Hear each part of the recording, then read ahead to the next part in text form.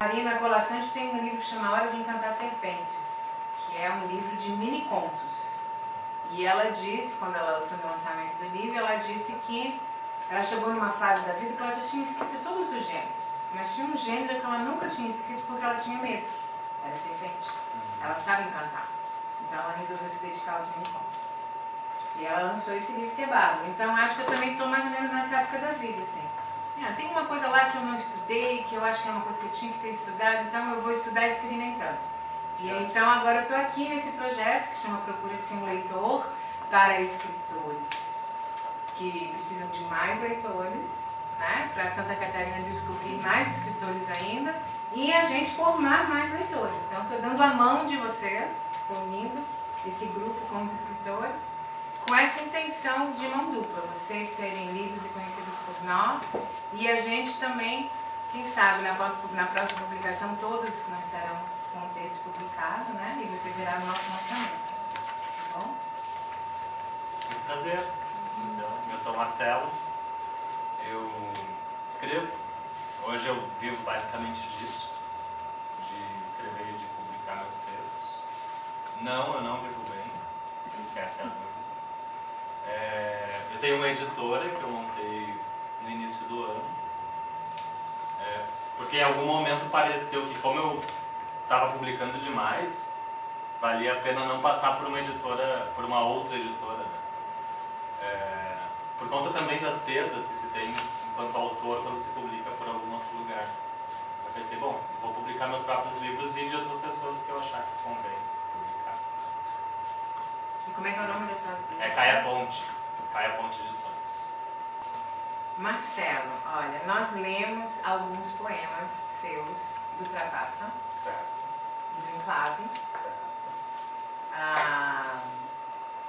Vou dizer que o Trapaça é meu livro de poemas preferido do senhor, porque é o livro que eu tenho, eu não tenho Enclave. E a Profiana sugeriu os poemas do Enclave. Porque eu não tenho Trapaça. Então, o projeto ele se subsidia com alguns teóricos da escrita criativa, como Marcelo Spalding, Luiz Antônio Assis Brasil, o Afonso Romão de Santana, né? Então, eles estão te olhando sob esse olhar. Assim. No primeiro momento é o leitor comum, o que falou, o que sentiu, o que lembrou. Estamos até brincando com desenhos em cima dos seus poemas, e depois a gente foi para essa questão técnica. E eu acho que eu vou colocar uma pergunta que vocês estavam curiosos aqui, né? É de Blumenau. Onde você nasceu, Marcelo? Nasci em Blumenau. Nasci em Blumenau. Faz sentido. Conta um pouquinho da sua biografia. Então, eu nasci em 84, em Blumenau. Cresci no Progresso, que é um bairro no extremo sul da cidade.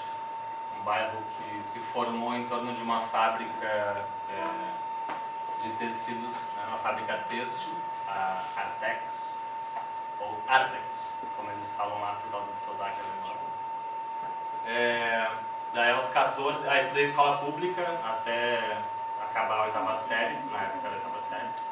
E aos 14 eu fui para o Rio Grande do Sul morar num internato e fazer o magistério numa escola confessional, que é uma escola religiosa luterana, porque minha família é luterana. E eu até então também era.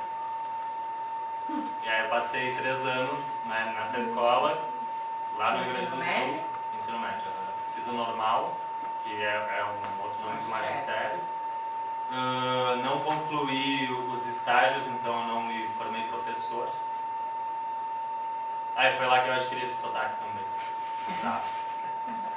Que cidade era? Igrejinha? Não, era Ivoti. Ivoti, sabia que era com I. Que é na grande Porto Alegre, nos entornos, assim. Perto de Gramado, né? E aí depois voltei para Blumenau, comecei a cursar letras na FURB. Não concluí letras, achei bizarro. Passei muito tempo longe da academia escrevendo, depois voltei à academia para cursar Ciências Sociais, e aí nesse curso eu fui mais longe, assim, fui até a oitava fase, mas desisti na oitava fase de me formar. Faltava 2 ou não? Não faltava nada. Faltava eu me formar.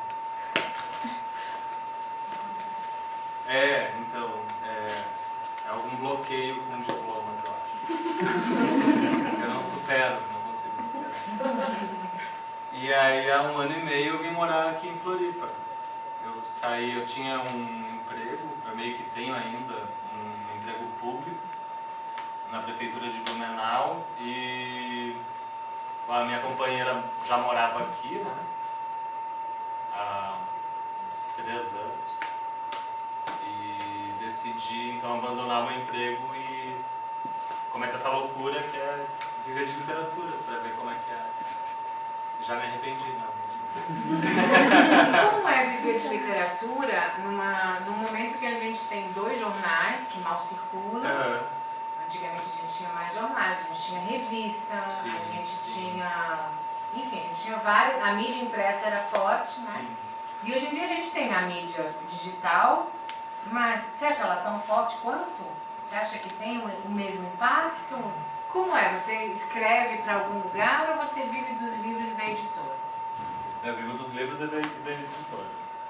Sobre a imprensa, é lamentável que a gente tenha chegado a esse ponto. Né?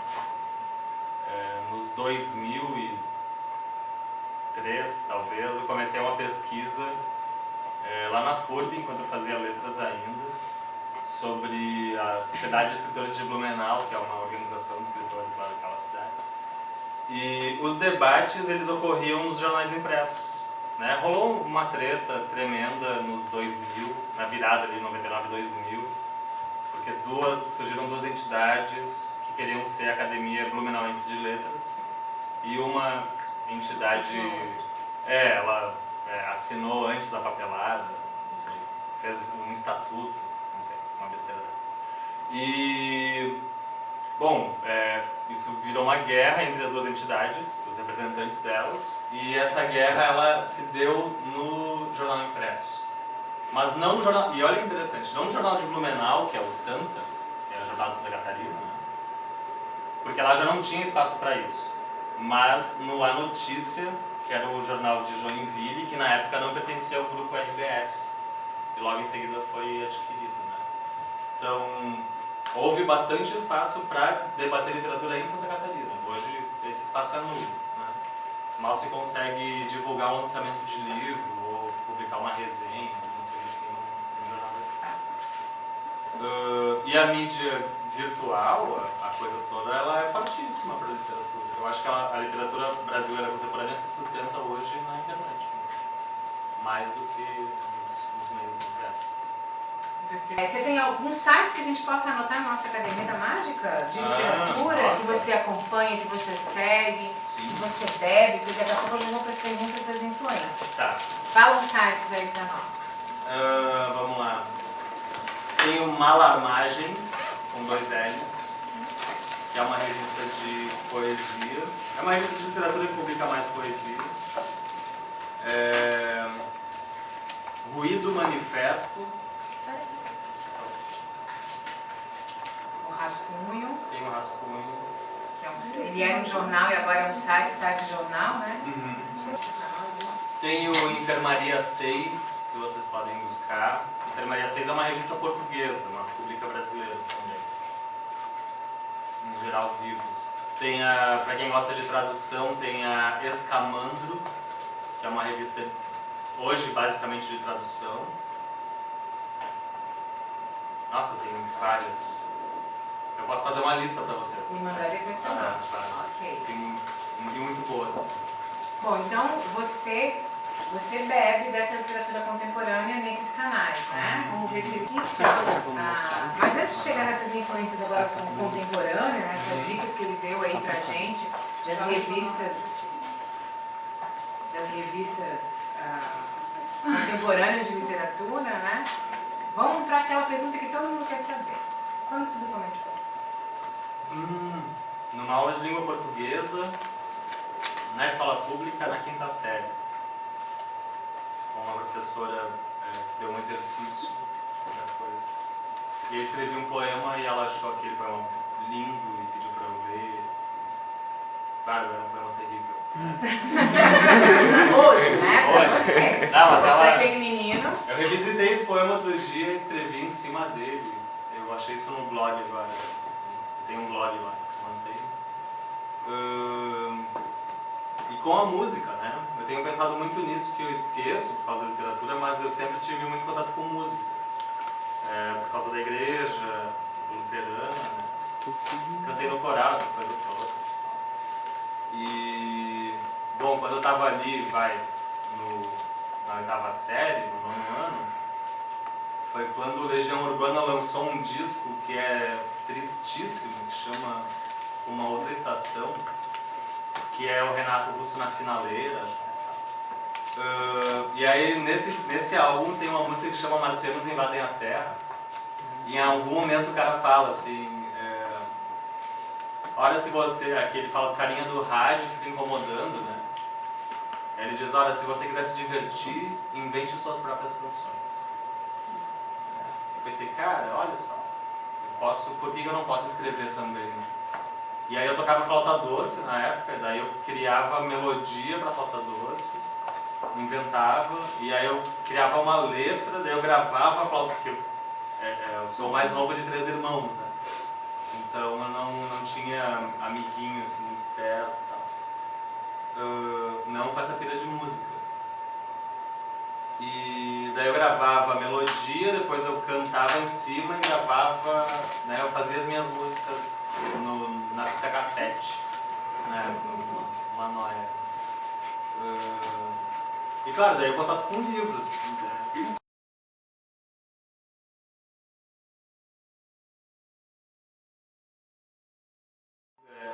Tem a coisa da função que tu exerce no mundo, né?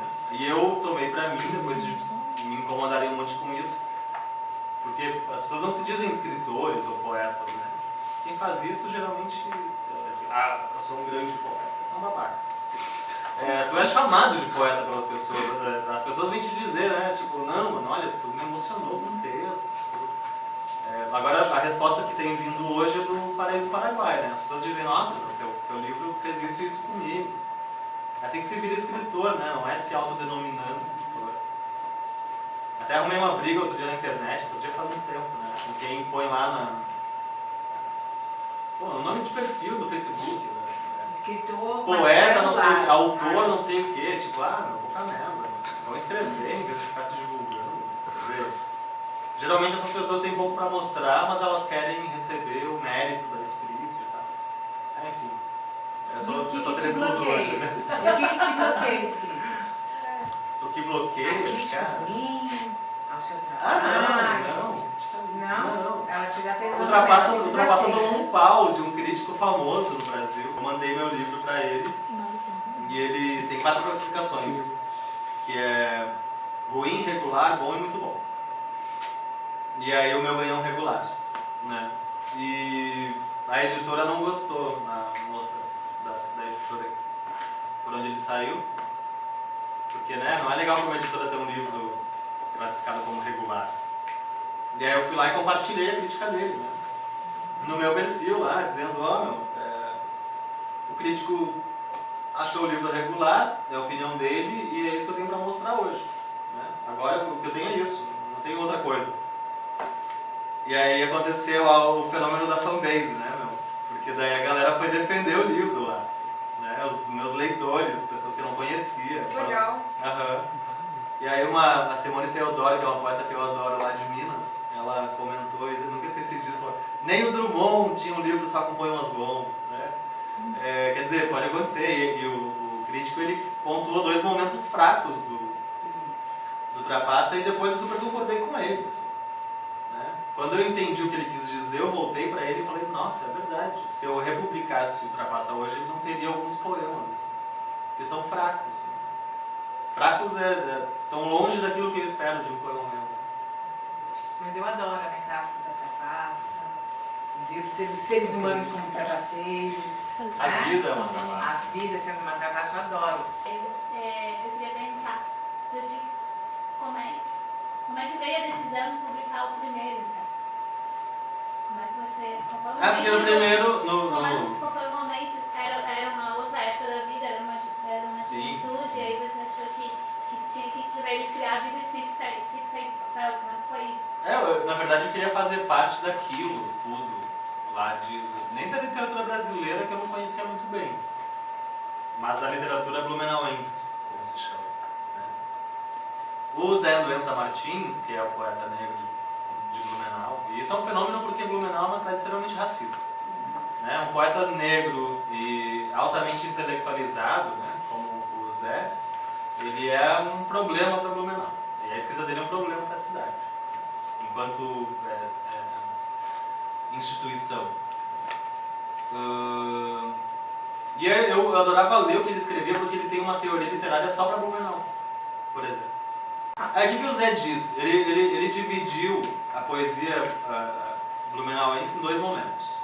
Um momento é Blumenalva, que é a poesia moderna, né, do modernismo tardio que chega em Santa Catarina.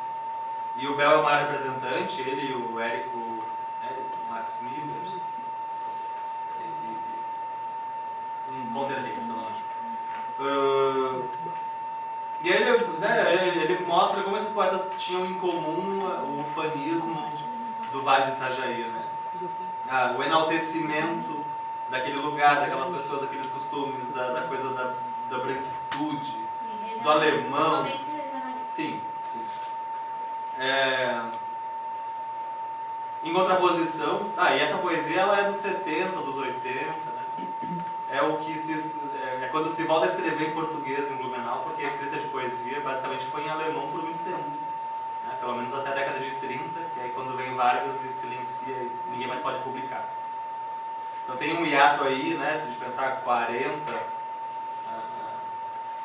60 e poucos, é quando reaparecem os textos. Tem uns 25 anos aí de silêncio e de repente tem literatura em português. E esses seriam os caras da Blumenau, né? E não é à toa, a alva é branco, né? É branca, então é a Blumenau branca escrevendo. E depois, na década de 90, vem os experimentalistas, e aí o Denis Radins é o mais importante deles, né? Junto do Style, junto do Mauro Galvão, junto do próprio Zé Andoença. E dali surge a poesia Nauenglu, que é uma poesia de oposição, e Nauenglu é um termo de um poema do Denis. Título de um poema.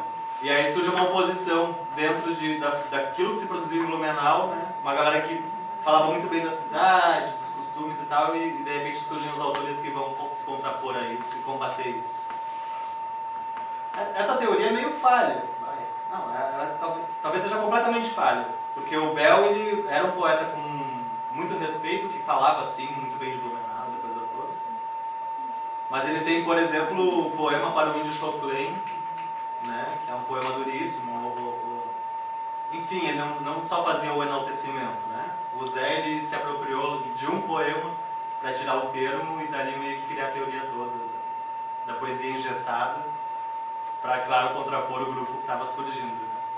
Mas o Bel representa isso também, pela aliança com a elite. Né?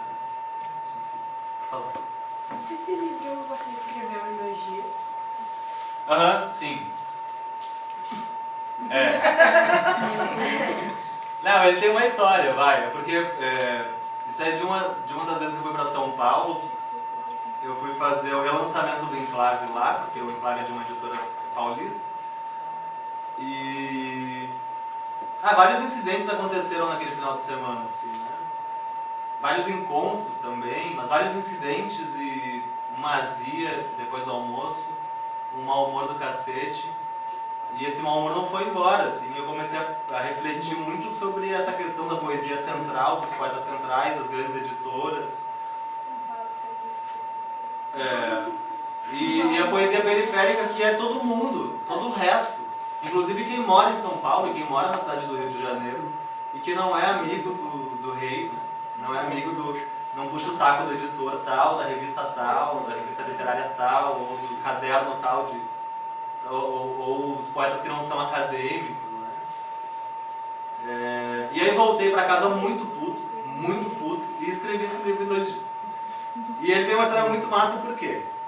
Ele é um manifesto, ele demonstra muito como eu estava bravo, sim.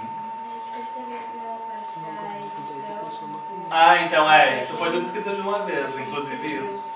Não tem SBN, não tem que puxar saco de ninguém. E foi num momento, isso foi agosto talvez de 2018, em que chegou a hora de pagar as contas do mês, daí falando com a Luísa, né, tipo, e aí, vamos pagar as contas agora, não sei o quê. Assim, como? Isso não tem grana. Isso é recorrente, né? Todo mês não tem grana. Mas naquele mês em específico eu não tinha grana nenhuma. Aí eu pensei, mano, eu vou dar um jeito nisso. E... depois a gente pode ver esse assunto mais tarde. Mas... eu criei um catarse de 10 dias pra ele. E eu criei uma pré-venda dele na internet com um valor tal para publicar, sei lá, 100 exemplares. Pedi R$2.000, que era o que eu precisava para imprimir o livro, para enviar pelo correio e para pagar as contas. E aí vendi uma porrada de exemplares e consegui a grana para fazer o livro, pagar as contas e tudo isso. Depois eu enviei o livro para as pessoas. Né? Essa, na real, é a segunda tiragem dele. A primeira foi de 120 exemplares, essa é de 50, que eu fiz esse ano. Por isso que ele Ele salvou a vida. Não, mas hoje eu tenho pensado mais no paraíso, assim, porque eu estou lidando com isso agora, de ter um livro de prosa, né, sendo lido. Porque o livro de poemas, a pessoa me diz, eu gostei muito desse poema, tal. Aí eu abro lá, eu nunca lembro do poema, né? O poema tem um título tal, não lembro. Aí eu abro e penso, que legal, a pessoa gostou desse.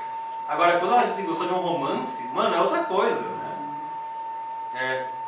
Como assim? Hoje um menino me respondeu do Rio, daí ele falou, cara, tô acabando de ler o livro, gostei muito. Tem tudo ali, né? Tem a questão do índio, tem a questão da guerra, tem questão de classe, tem questão do nazismo. Eu pensei, nossa, tem tudo isso mesmo, né? Mas não dá pra abrir e achar isso lá dentro, porque sei lá, tá em diversas páginas, a coisa se desenvolve de outra maneira, né? E a gente está chegando no final da entrevista. Sério já? Sério. Mas a gente nem... eu vou colocar 2 perguntas, mas que de repente a gente pode ter tempo para estender para mais alguém aqui que ainda não perguntou. A gente está diante de leitores e leitores que se pretendem escritores. Que dica você tem para dar para eles? Essa é uma pergunta. E como você vê o leitor e o escritor no nosso país? Pode falar do seu local de fala, que é Blumenau, e pode falar em nível nacional. Como é que você vê esse mercado? Porque, assim, nos Estados Unidos há uma indústria literária como há uma indústria cinematográfica. Né? Lá se publica coisas que eu falo, gente, como tiveram coragem de publicar isso? Né? Qualquer coisa vira história, qualquer coisa se vende, mas enfim, existe uma cadeia. Aqui tem essa cadeia? Teve essa cadeia? Você acha que deveria ter? O que trava? Como é que você vê isso? E que dicas que você dá para essas pessoas leitoras e que querem ser escritores? Sobre a indústria do livro no Brasil. A gente tem, vocês sabem disso, a gente tem concentração de mídia. Poucos grupos e tal. E a gente tem as gigantes editoriais, que são pequenas, são poucas grandes editoras que têm acesso aos veículos de mídia, aos veículos midiáticos. Né? Então, no final das contas, tirando a academia que tem uma importância grande nisso, mas são as grandes revistas ainda impressas, a Veja, tudo isso, e os grandes jornais que dizem o que é e o que não é importante se ler. Né? E assim eles formam um clássico. Com 3 páginas de jornal, tu forma um clássico. Ou um clássico, dá pra dizer, extinguível, efêmero, porque ele vai acabar, né? Acaba em breve, então poucas pessoas esquecem do livro. Ou se o escritor publica um outro livro que não é tão bom como aquele. Tem um exemplo disso.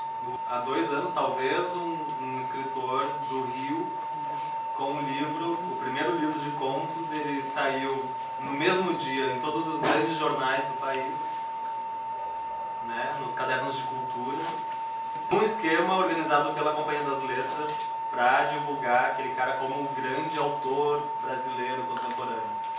Né? Para um autor de primeiro livro, isso é muita coisa, é uma grande aposta. Vê que, bom, em se tratando de uma grande editora, que paga bastante para ter espaço em jornais de grande circulação, a gente tem que esperar que ela vai querer essa grana de volta, esse investimento de volta. Né? Então, quando chega nessa esfera, a gente já nem discute mais se o livro é bom ou não, mas o quanto ele é mercadoria, né? E o quanto ele tem de valor de circulação no mercado, não literário. Isso acontece com um monte de livros. Mas com os recentes, assim, tudo que é fenômeno na literatura brasileira parte daí, basicamente. Né? A editora está engessada e ela precisa ganhar uma grana, então ela cria um grande autor. Esse é um problema, concentração de mídia e concentração de poder em grandes editoras. Que também são as editoras que ganham prêmios, né? Cujos autores ganham os principais prêmios do país. Mas, como eu estava falando no início disso tudo, existe muita gente escrevendo, muita gente publicando e com muita qualidade, e gente que não chega nos grandes jornais. Então, assim, ultimamente eu tenho falado toda semana com grupos de estudantes sobre literatura. Né? E as respostas que eu tenho deles é que eles leem já. E leem bem, e leem muito. Em algum momento, e aí a gente pode analisar, até por questão de classe, e eu falo com estudantes de escola pública, né? Talvez o trabalho engula essas leituras. Né? A vida, o cotidiano engula essas leituras. Mas a gente tem diversas editoras independentes cujos editores sobrevivem por conta das suas publicações. Né? São diversas, são dezenas no país. E enquanto as grandes livrarias estão em crise, graças a Deus, as grandes editoras tendem a entrar em crise, graças a Deus, as editoras independentes estão surgindo e dando espaço, inclusive, para livrarias de bairro, livrarias de calçada, que não são as mega stores da Saraiva da cultura. Né? O mercado está se reformulando, está se reajustando.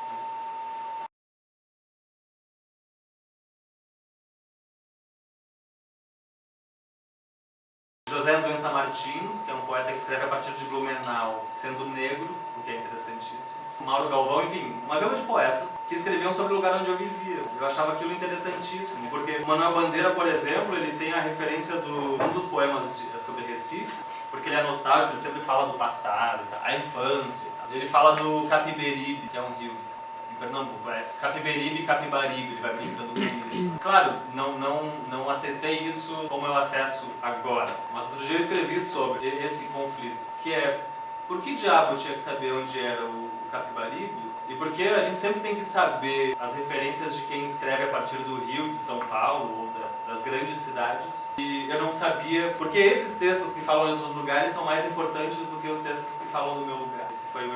Esse é o meu conflito hoje.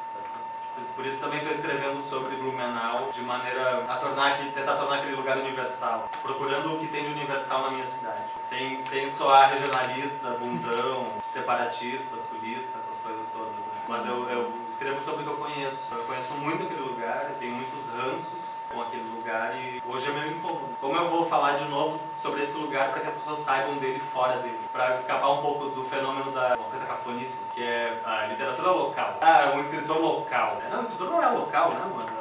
Vocês já ouviram isso? Às vezes tem um evento e diz, não, vai ter um escritor local. É um fenômeno que eu percebi no Rio, estando lá, que, por exemplo, aqui em Santa Catarina vem um show de uma banda de fora, diz show nacional. Mas no Rio de Janeiro, o Los Hermanos não é um show nacional, é um show de uma banda do Rio de Janeiro. A gente recebe o que é nacional como se fosse uma grande coisa e o que é nosso é local. Então se cria uma distância aí. Como se o que fosse daqui não fosse nacional também. Tipo, eu sou lido em muitos estados desse país, lugares onde eu nunca pisei, por exemplo. E leio gente que nunca esteve em Santa Catarina e que é, sei lá, de Sergipe. E aí eu vou dizer que isso não é nacional, né? Que só o escritor que publica pela grande editora, que está nos grandes eventos literários é o nacional. Então, já que você caiu na temática que você está se dedicando agora, conta um pouquinho do seu caminho na publicação dos livros. Quantos livros você tem publicado? As crianças leram poemas, elas conhecem o Marcelo Poeta, né? Mas você também é um escritor em prosa. Então, você podia falar quantas obras você tem, etc? Acho que são 7. Isso, falações eu nunca trago porque ele é bizarro. Ué, por quê? O primeiro livro sempre é bizarro. Então, a gente pode passar os livros? Claro, fica à vontade. Pode comprar também. Então, aí quando eu estava estudando letras, lá na FURB, conheci os poetas do meu lugar, eu já escrevia poesia, mas nessa época eu começo a tornar essa escrita mais séria, começo a escrever sistematicamente, né, repetidamente. Quando eu criei um conjunto de poemas, eu pensei que era hora de publicar meu primeiro livro. Eu tinha 23 para 24 anos. Eu juntei o material, ganhei um edital na prefeitura de Blumenau, uma lei de incentivo à cultura, e publiquei esse livro, Falações. Eu rejeitei ele por muitos anos, assim, muitos. Tanto que eu só volto a publicar depois de 7, 8 anos. Volto a escrever depois de 6, escrever para publicar, né? Continuei produzindo na internet, mas não era nada, eu não tinha intenção de publicar porque o primeiro livro foi uma decepção tamanha, assim. Nossa, sério? Porque tu espera que tu vá publicar o livro e que tu vá ser lido pelas pessoas, que tu vá ser debatido pelas pessoas. E na época não tinha internet, não era a internet de hoje, então não dava pra ter ideia da imensidão que era a coisa literária. Eu achava que eu publicar um livro era um fenômeno, e não, era tipo só mais um mar de livros que não para nunca de crescer. E aí eu supero essa maldição do primeiro livro, que durei 7 anos se arrastando, sem publicar mais nada, porque assim não é resposta, que é esse cara ali, que é um texto... Essa publicação é bem legal, na real, a história dela, porque tanto ele como o Filho da Empregada, que é um livro que vem depois, ambos em prosa poética, eles são uma edição muito barata e publicada por um coletivo lá de Blumenau, que basicamente pirateava textos acadêmicos, textos de filósofos, economistas, ou sei lá, e vendia a preço de custo basicamente. Vendia 3, 4, 5 reais, né, no livro. Foucault, o que vocês pensarem, Walter Benjamin, enfim, vários teóricos. E o Porque Sim é a primeira publicação autoral da Antítese, que era esse coletivo, né? E aí depois eu publiquei o Filho da Empregada, que é esse cara aqui. Depois eu publiquei o Trapaça, então ele é de 2016. Porque como eu tinha ido para prosa poética, mas eu me identificava mais como poeta do que como prosador, eu pensei que eu tinha que publicar um livro de poemas novamente. E depois do Trapaça vem o Enclave, que vocês leram poemas, que é de 2018, fevereiro. E em agosto eu publiquei o Poeta Periférico, que deve estar por aí, que é na real um manifesto. E aí já é discutindo essa questão da poesia nacional e da poesia periférica, né? Do que é central e do que é periferia. E enquanto o Enclave, logo depois que o Enclave foi publicado e antes do Periférico, eu comecei a escrever O Paraíso do Paraguai, que é meu primeiro romance. É isso. Qual é o seu preferido? Nossa. Eu gosto muito do Poeta Periférico. Eu acho que ele... Te define? Ele me define nesse eu de agora em relação com a literatura brasileira contemporânea, que não existe literatura brasileira contemporânea. Outro dia rolou uma encrenca na internet com uma articulista da Folha de São Paulo, talvez, que deu uma definição para a poesia contemporânea brasileira, e isso gerou um debate imenso entre poetas e editores e todo mundo, e leitores de poesia, enfim. E eu achei uma besteira porque não existe essa literatura contemporânea brasileira que eles dizem, né? No caso, ela pegou 4 poetas do eixo Rio-São Paulo e fez a discussão ali, né, sobre 4 poetas, mulheres ainda, uma lésbica, o que é bem interessante, as 4 brancas e as 4 colocadas entre o Rio e São Paulo. E tentando dali, dessas 4 poetas, definir o que era a poesia brasileira contemporânea. Uma besteira, né? Não existe... o brasileiro ele sempre tem que ser colocado entre aspas, porque esse país é gigantesco e em todo canto se produz muito e muito bem, embora só uma pequena parcela disso tudo vá ganhar conhecimento, respeito, crítica. Posso fazer uma perguntinha? Claro. E a diferença da escrita em prosa e da escrita em verso? Prosa é casamento mesmo. É porque tu tem de pensar no futuro daquilo. Né? Tu planeja a tua escrita toda na prosa? Muito dela. Tu esquematiza? Eu não sou um bom seguidor da... Não tem um método, né? Essa era a pergunta que eu ia fazer. Qual a sua metodologia de trabalho? Quando eu comecei a escrever O Paraíso, eu tinha uma história para contar só. E isso dava um núcleo narrativo, né? Eu podia escrever um conto daquilo, mas eu queria escrever um romance porque o ano passado foi bem difícil, assim, em questão de grana. E com a poesia, o Enclave, eu acho que me deixou numa posição de conforto, por ser um livro muito lido, muito debatido, a edição dele é muito bonita. Esse conforto que eu digo é arrogância. Eu tinha escrito um grande livro e fiquei arrogante. pra lidar com isso, eu pensei, não, eu vou fazer algo que eu não fiz ainda, que é escrever um romance. E me aventurei nele, né? A partir de uma história que eu queria contar pra eu... Bom, vocês deveriam ler pra saber. E a influência, a tua influência na poesia e a tua influência na prosa? Bom, na poesia eu sempre me pretendo um herdeiro da gentileza do Bandeira. Né? Ele é um poeta muito gentil. Na prosa é uma mescla de tudo isso, desses grandes. Assim. Saramago, o próprio Marques, da narrativa do Marques, não da temática dele. Né? O Gustavo Mati que me fez implicar com o Garcia Marques. Por conta do realismo fantástico, né? Que o realismo fantástico na América Latina seria uma derrota para lidar com todos os nossos problemas, a gente apelar para a fantasia. Uma grande alegoria. E quando a gente pode lidar a sério com esses problemas e diretamente com eles. Né? O melhor livro do Marx? Do Marques, para mim? Eu tenho o meu melhor. Ah, não, é sem dúvida os 100 anos. Né? Então, já que ela fez a pergunta, qual é o seu método? Então você não tem método. Então, Para todas as cabecinhas aqui que procuram, né, a receita, a gente já sabe que não existe receita, mas a gente quer ver como que você lida com isso. Enquanto eu escrevia o Paraíso, eu conversava com um amigo meu que é leitor desses manuais, não no sentido pejorativo, né? Mas ele lê bastante sobre escrita e escreve muitíssimo bem.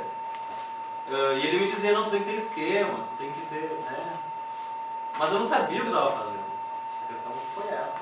Eu queria contar uma história e fui achando saídas para essa história, mas... E aí eu volto a ele. No primeiro capítulo do Paraíso Paraguai, por exemplo, eu apresento as personagens de quem eu vou falar grande parte do livro. No segundo capítulo, tem uma narração de rádio, de uma rádio paraguaia, e as notícias que vão passando na rádio. Isso eu escrevi ouvindo a rádio e escrevendo no segundo capítulo. Ouvindo a rádio paraguaia e transcrevendo o que eu ouvia pro texto. E aí quando eu terminei o capítulo 2, que era isso, pensei, tá, e o que eu faço agora? E agora? E aí fui descobrindo pra onde eu ia, né? Eu não tinha um fim de história na cabeça. Aí você lê de novo a história, primeiro e segundo capítulo, e aí dá um insight do terceiro. Isso. Tá. E quando você relê a história, porque a gente que escreve tem uma mania de escrever e fazer com a nossa escrita o que você fez com o seu primeiro filho, isso. Matou ele, né? Falações não fala mais contigo. É pouco. Tá. Aí você vai reescrevendo ou seu processo de reescrita no final? É bem confuso também. Não tem... Não tem método mesmo? Não. Cada publicação é um filho. Sim. E não mudou no processo criativo deles, não se repetiu muito. Assim. Não repete. Falações foi um compilado de poemas. Né? Ele não foi escrito para ser uma unidade. O Filho da Empregada, ele é um livro de memória. Então, eu sabia, em algum momento eu descobri como ele terminava. Ele termina muitíssimo bem para mim. Eu gosto daquele final até hoje. Mas eu não sabia como chegar lá. Então, como ele é de memória, ele tem uns cortes, assim, né? Porque a memória é isso. Terreno pantanoso, então não precisa ter linearidade. Ultrapassa, ele foi um livro meio desesperado que eu publiquei, assim. Também juntei poemas de 3 anos. Aí um dia sentado aqui na UFSC, eu tinha todos eles impressos e fui juntando eles por o que eu achava que eram eixos temáticos. E cheguei a 4 eixos temáticos. Aí ele sai com 4 partes também. O primeiro livro que eu escrevo para ser um livro de poemas, para ser um livro de poemas mesmo, é o Enclave, né? Que é um livro que tem uma tese. Assim. Ele quer discutir algo e vai discutir isso em todos os poemas dele, as 35 partes. E ele foi escrito em pouco tempo, tem algo de enciclopédico nele, tudo isso é a Wikipédia, não se engane, é alt tab do trabalho. Né? Então, quando tinha folga, eu trabalhava no atendimento ao público do departamento de trânsito, o lugar onde as pessoas são mais simpáticas. Elas vão lá reclamar de multa, de carro apreendido e tal. E aí tinha um período do mês, do dia 1º ao dia 15, que era muito puxado, era muita gente para atender. Que era quando as pessoas tinham grana para pagar multa, liberar carro, apreendido e tal, mas depois disso sossegava. E ele foi escrito nisso, assim, né? Entre atendimentos de pessoas O que te dá tesão de escrever e o que te dá horror, assim, o que te dá Crise. Agora Em não relação consigo a sair quê? nada. Minha crise criativa deu um branco, bloqueei. Mas tem disso. E também o que te dá tesão. Se você fica assim, vira a madrugada. Aconteceu alguma coisa, você vira a madrugada. O que te inspira? Outro dia eu estava pensando sobre isso porque me perguntaram isso. Um exemplo. Eu descobri que eu escrevo quando eu estou saindo da fossa. Esse é o grande momento. Tipo, tem gente que escreve quando tá triste, né? Não, quando eu tô triste eu quero morrer. Eu não quero escrever, eu quero ficar deitado vendo um seriado ruim e comendo doce, né? Alimentando a minha tristeza. Né? Pô, lógico. Eu faço isso muito, né? Faço isso todos os dias. Né? Quer dizer, sempre que eu posso, eu tô lá na fossa, né? Ficar na merda.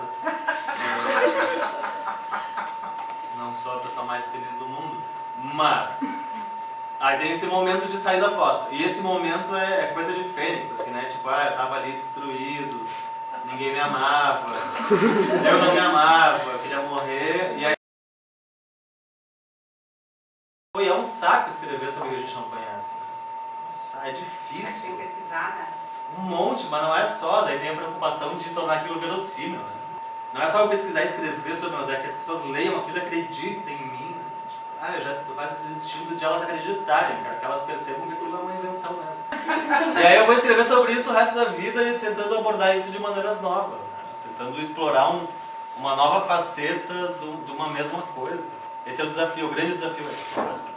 Não ter medo de copiar. E se permitirem, né, gente? Permitam-se a escrita, assim, permitam-se a experiência. Pensem no que vocês vão dizer, mas pensem em como vocês vão dizer. Acho que esse é o grande desafio da criação. Eu não sou o cara dos manuais. Eu tenho amigos que detestam manuais. E eles escrevem uns livros muito loucos, muito mais loucos do que eu consigo escrever. Porque eu descobri que, sendo luterano, de família luterana, dos alemães lá do sul de Blumenau, eu tendo a ser engessado em algumas coisas. Tipo, não consigo ser engraçadinho no que eu escrevo. Sou sempre dramático. É difícil ser engraçado, eu não consigo. Eu conto um monte de piadinha, mas eu não consigo escrever piadinha. Aí tem esses amigos que não gostam de manuais, mas eu tenho uns amigos que gostam de manuais. Eu leio os livros de ambos e eu me admiro com as saídas que eles acham, né? Cada um à sua maneira e sob um determinado olhar para a literatura. Né? A galera que segue o manual escreve livros ótimos, a galera que não segue o manual, que só experimenta, escreve livros ótimos. Então, quer dizer, não existe uma receita, né? Vocês vão ter que fazer esse caminho, experimentando, se permitindo serem lidos, isso é muito importante. É bem legal a gente escrever para desabafar, mas literatura, quando? Vamos lá. Quando alguém pega o seu diário de lamúrias e sofrimentos e acha que aquilo é literatura e publica aquilo, essa galera que põe autor no Facebook, escritor, não sei o quê. Não, assim, a gente tem que pensar que o texto ele não existe só porque eu pari o texto. Né? Tem um destino final e o destino é a leitura. Então tem que pensar no leitor. A gente não pode ignorar o leitor. Tem até uma galera da poesia que experimenta, e eu tenho um problema com isso, experimenta demais, experimenta até a incompreensão, que o leitor lê aquilo e não manja nada do que está escrito. E são poemas em língua portuguesa, não estão em outro idioma, mas não dá para entender o que os caras escrevem. Aqui na academia tem um poeta agora que está escrevendo numa língua xamânica. Por exemplo. Um absurdo, uma coisa assim, oi? Tem gente que escreve para os seus amigos, para os seus pares, para o seu clube de leitores que são também poetas que escrevem cifrado, parece. Eu acho isso uma babaquice, né? Uma arrogância tremenda. A gente tem que comunicar o que a gente quer dizer, né? Mas a gente tem que pensar nisso. Se a gente quer comunicar, a gente tem que fazer isso. Tem que comunicar a nossa ideia, comunicar a nossa reclamação, o nosso sofrimento, a nossa memória. Tem que pensar no outro. Acho que esse é o grande conselho. Tá? É isso aí. Alguém quer abrir os agradecimentos? Eu quero um livro, o primeiro livro. Tu não falou que é para permitir as pessoas lerem? Eu me reconciliei com ele. Eu descobri, apesar de não concordar com um monte de coisas que tem lá, tanto de conteúdo como de estética, né? Eu olho para aquele livro e penso, não estava na hora, mas foi importante. Eu vejo que estava tudo lá já. O Enclave já estava naquele livro, o Trapaça já estava lá também. Eu não tenho muita coisa para falar. Eu tenho 3 temas, e esses 3 temas estão no Falações. Foi muito bom de ouvir e eu quero só, eu acredito numa linha de que o texto só existe enquanto se existir um leitor, por mais que exista o livro na biblioteca, se ele não for lido, ele não existe. E tampouco o escritor existe. Justamente. E aí eu concordo com quase 100% do que você falou, né? Tá? E muito obrigada por ter vindo aqui. É uma oportunidade. E ainda mais, me interessa muito essa Joinville. E aí o Denis é meu amigo. E aí a gente tem essa coisa de Blumenau, Joinville, sabe? Tem uma anedota sobre isso. Lembra que eu falei do Bell? O Linolf Bell é o grande poeta de Blumenau, do Vale do Itajaí, talvez da Santa Catarina, dos 70 para os 80 e tal. Um dia um escritor lá de Blumenau, a gente estava na biblioteca da FURB, que tem todos os livros do Bell, e ele é nome de policlínica, é nome de praça, nome de uma parte de coisa, tem o nome dele lá, Linolf Bell, assim. Poeta Linolf Bell. E aí ele foi me mostrar como ninguém sabia do Bell em Blumenau. E aí a gente abriu livro por livro dele, edição por edição, porque dá pra ver os históricos de retirada dos livros, né? E eles não são lidos. Ninguém conhece o Bell em Blumenau, apesar do nome, né, pairar sobre todos nós. Mas as pessoas não conhecem a poesia dele, as pessoas não... O que é lamentável, né? Porque se a gente pensar um poeta que não é lido, e que é reconhecido por ser poeta, mas ninguém conhece o seu texto, né? Enfim, eu tento fugir disso. Alcançar as pessoas. Eu e uma parte de gente. Por isso não dá nunca pra deixar de falar do Bell, né, aonde quer que se vá. Então aonde eu vou, em qualquer lugar do país, as pessoas falam, não sei o que, lá em Santa Catarina. Aí eu digo, não, aquele estado é um buraco, um buraco. A gente vive num estado de interiores, basicamente. Mas eu sempre falo, leiam deles radinhos, né?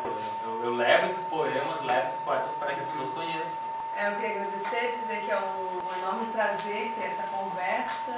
Acho que a gente, depois de desfrutar das palavras escritas, né, poder te ouvir falar do processo criativo, de como é que isso sai, que não é sem dor, é perceber que a gente sabe que a escrita não é um processo fácil, que é penoso, que é trabalho, que é suor, a gente já sabe, né?